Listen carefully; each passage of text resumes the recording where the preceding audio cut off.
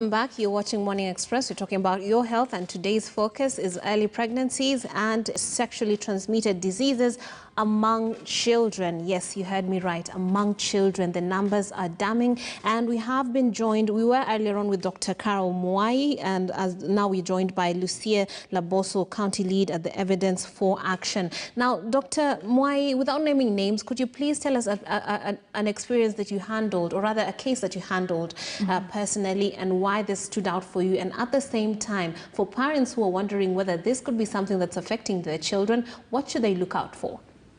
Well, thank you. Now, we had a case earlier at my clinic. A kid came, or else a girl kid came with a lot of complications. How old was she?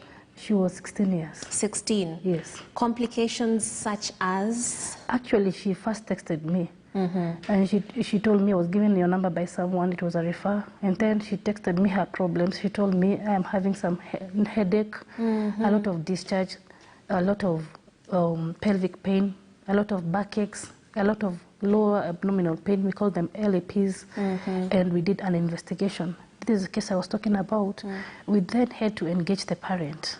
And by the time this girl is having this long list of symptoms, would you say that the condition had gone further along? Had she come to you earlier on, maybe she would have not suffered as much? Exactly, because she gave me her story and told me it all started like just a headache, just a low abdominal pain.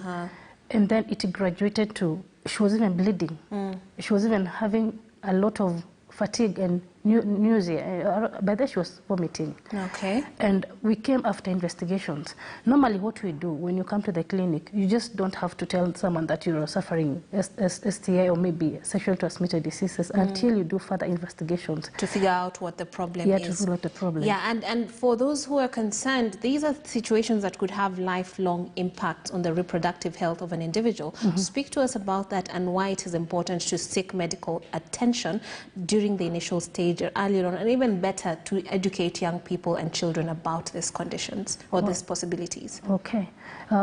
Whenever someone has just an infection, just a UTI infection, or maybe you're just feeling that you have a lot of headaches, backaches, low abdominal pains, you have maybe your menses are prolonged, maybe you're having heavy menses, please seek medical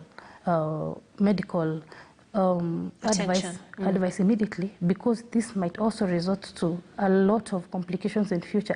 Actually, just a small UTI can graduate to an STI, can also graduate to an STD, causing a lot of problems. Maybe in women, it can cause infertility, which is very crucial. And in men, again, it can also cause infertility when it comes to the ducts, maybe blockages. Even in women, we have blockages in the fallopian tubes. Yes. We have maybe, the infection can also make someone have something called incompetence. In the uterus. Yes, in the uterus. What is that? Because when the implantation takes place after fertilization, this is when this is the time when the egg moves to the uterus. It is not able, the uterus is not able to handle the weight which is coming along each and every time. Most of the time, we end up having a miscarriage because the uterus itself, it's not in a position to hold the weight, which is yes. Good. So these are the conditions that have long-lasting effects. Now, Dr. Carol Mwai, thank you for those details. But now I'd like to get the statistics from Lucia Laboso, the County Lead Evidence for Action. Tell us what the situation is right now and how the 10 months that children are away from school is now being reflected in the number of teenage pregnancies. Thank you very much. Yeah, teenage pregnancies have been a big problem in Kenya. The Kenya Demographic and Health Survey of 2014 showed that 1 in 5 teenagers had already started childbearing. So this is nothing new, considering that was, what, about 6 years ago? Okay. Or 7 years. And in between 2016 and 2017, within a year, 380,000 teenagers gave birth, according to UN statistics. Wow. And in 2019, Kenya was the third highest rates of teenage pregnancies globally.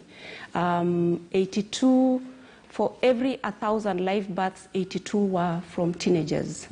So looking at it from that perspective, right from 2014 up to 2019, we can see that this has been an ever-existing issue.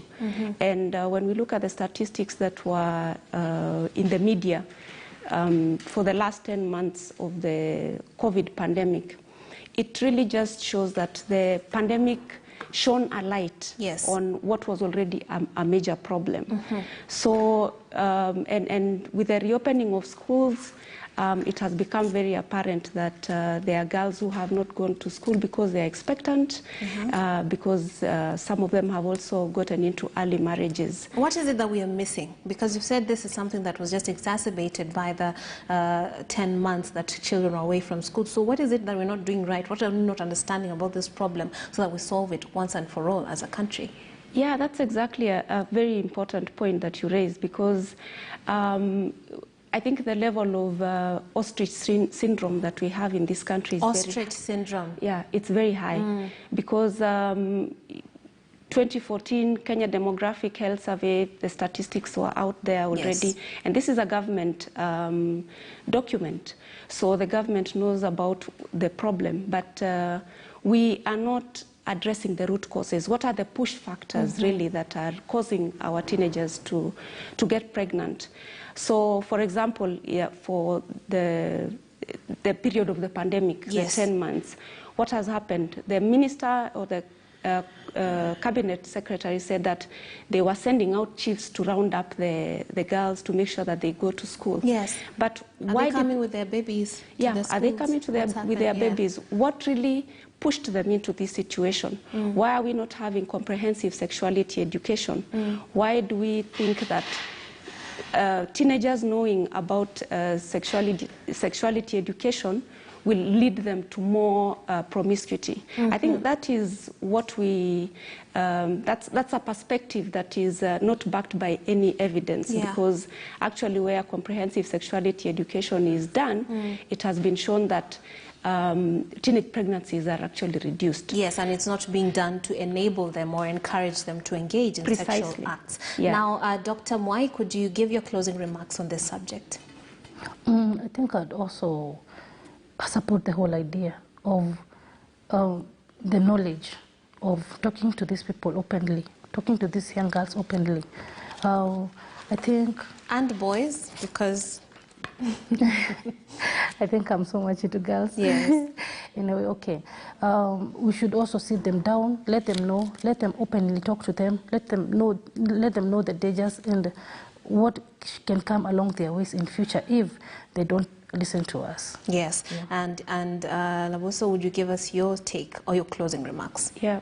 So I think it's high time that we face the facts, involve everyone, including, as you said, male involvement. The young people, girls and boys, they really have the solutions. But we have the perspective that they should be seen and not be heard. They really need to be part of the solutions. And we need to face the facts as they are, and involve everyone, including even the religious leaders. I think that has been some of the bottlenecks that we have. Talking about contraception, talking about comprehensive sexuality education, we need to really look at all the root causes and address them as they were, so that we can address this once and for all, rather than the symptoms. Absolutely. Thank you very much to our guests for joining us and giving us perspective on this story or issue. The number